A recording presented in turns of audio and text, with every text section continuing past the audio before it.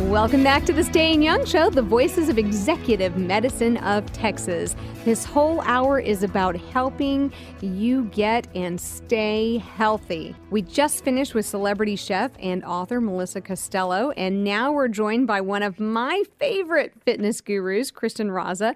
And if you're just tuning in, you can catch this segment of the show and all our other past shows on iTunes. Just go to itunes.com and download them there. It's so much fun, Kristin, to have you on our show because the tables are turned. I've been on your show. We have so much fun on your show, and now you get to come on ours. Yes, thank you so much, Judy. Thank you for having me. Well, I wanted to tell our listeners about your show for a second. You guys can listen to Kristin weekdays at 3 p.m. Eastern Standard Time on FTNS, which is, isn't it the Fitness Network? Yes, it's world's first fitness radio. There you go. And she is the host of A Matter of Balance, a woman's quest for health, harmony, and kick butt heels. I love the name of your show. I love the show, and we just love you. So we're so excited you're here. Thank you. I'm excited too. Now you are certified as a group fitness instructor, and you also are a personal trainer and a level 1 yoga fitness instructor and Reiki practitioner. I don't even know what that is, so you have to tell me what that is. Sure. Well, Reiki is energy work. So it's very relaxing. It's used to relieve pain, and it's really just freeing up the energy in your body.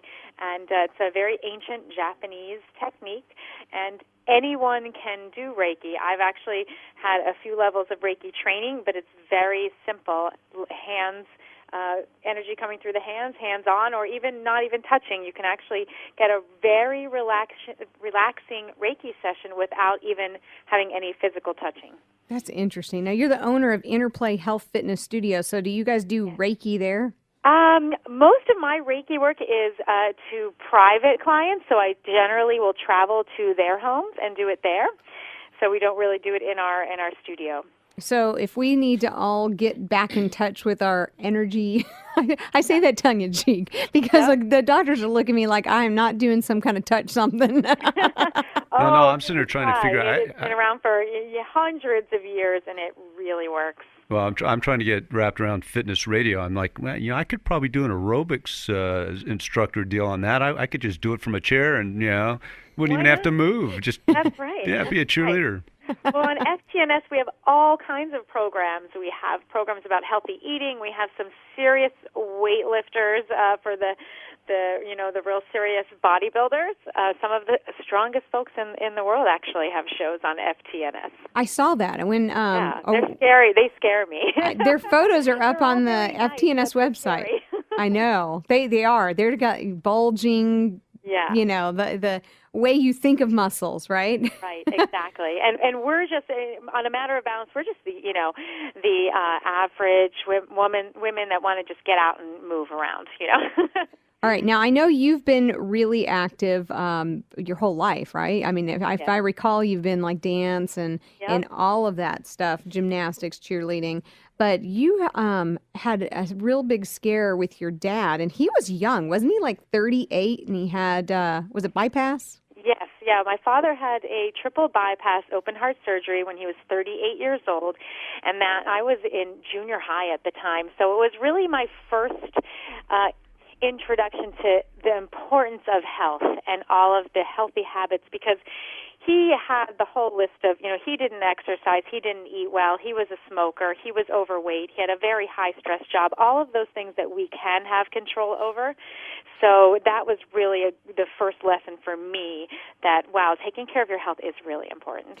Well, you just described so many people in America, and you to make that description, and you can automatically think of people that I know our listeners are thinking, oh my gosh, that's my dad or my grandpa or my uncle or my brother, and they think, oh, well, none of that happens until you're about 60, but that's just not true.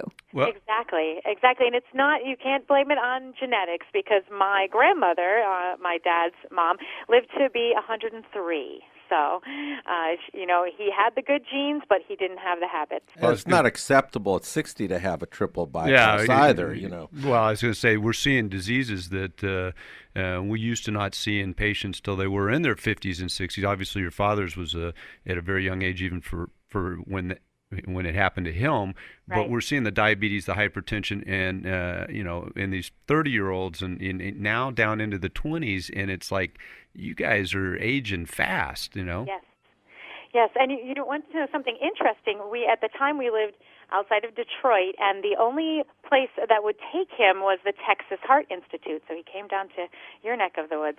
And Denton Cooley was the surgeon that operated on him, and he told my father after that surgery that you watch, he said, in 25 years or so, this is going to be so common. This is going to be very prevalent. We're going to see a huge increase in these problems in younger and younger people. Well, he pegged it. Okay, so let's talk about the desk job, because that seems to be a really big problem for a lot of both men and women, because they're stuck behind the desk and they can't seem to get exercise, or they say they just simply can't fit it in. They don't have time.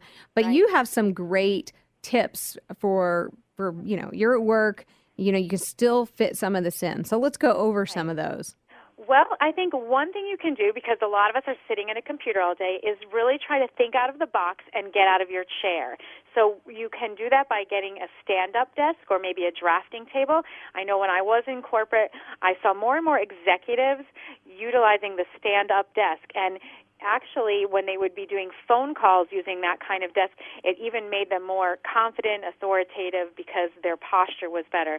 So you could try getting out of your chair and having a desk like that, or you can try one of those exercise balls or a little combination chair exercise ball and sit at your desk, where you'll be increasing your core strength while you're doing that. Yeah, I've seen some companies that have taken the chairs away and given everybody balls to sit on.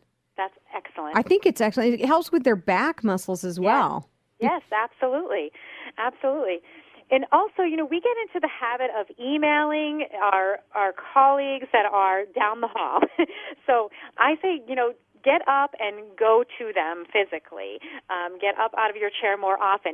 Or if you have to do a meeting, take it on the road. Take a walk around the building. If you're in an office park, you might have, or even around the parking lot. But that was one of Steve Jobs' classic behaviors was anytime he had to have I would say not a group meeting, but a one-on-one with somebody, he would go take them for walks through the neighborhood. So. Yeah, absolutely. And I think you get better ideas that way, too. Because but energy flowing and, fresh ideas come. Some of us grew up with that, we need to go for a walk. You were in trouble. So your boss comes up and says, we need to go for a walk. You get to the door after you, and then he locks it behind you. Don't let the door hit you. That's right, where the dog should have bit you. And I've actually even heard of companies having meetings without removing the chairs from the conference room and having a meeting. And so people need to stand up. They're using more muscles while they're standing, but they also make the meeting shorter and more effective. Let's talk about your quickie. Well, I have a quickie workout and we joke about it, saying, all you have to do is get a quickie in the morning before you leave. And it's just really 4 moves. And you can get this in 3 minutes, really. It's 30 crunches, 30 push-ups, holding a plank for 30 seconds, and holding a V-sit for 30 seconds. And doing that is probably going to take you less than 5 minutes. You're going to get every muscle in your body, and it's like a supercharged, quick strength training routine. So it's a simple sequence, and we refer to it as the quickie. You can do it before you leave for work, after work, or if you have an office, you can close the office door and do that little quickie at lunchtime. They're like, what is she doing in there? Let them wonder. Let them wonder. Now, everybody knows what a crunch and a push-up is, but just for a visual for our listeners, can you quickly describe what the plank and the V-sit is? Sure. The plank is basically, many people know it from yoga. It's the top of a push-up.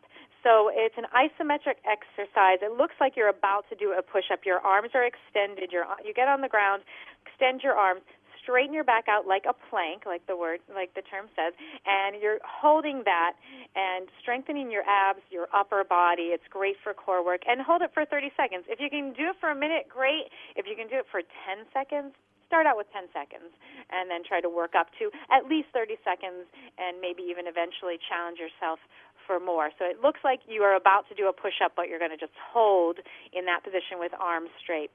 The V-sit, just like it sounds, looks like you're putting your body into a V. So you're going to sit on the floor, or the ground, or a mat, and You're going to really engage your core and bring your legs up. And you can do it so it doesn't really look like a complete V. You can do it with bent knees if that is easier for you. There you go, folks. You have heard the visual on how to do this. Get up and get doing it. Coming up, is sex considered a workout? Stay tuned and find out.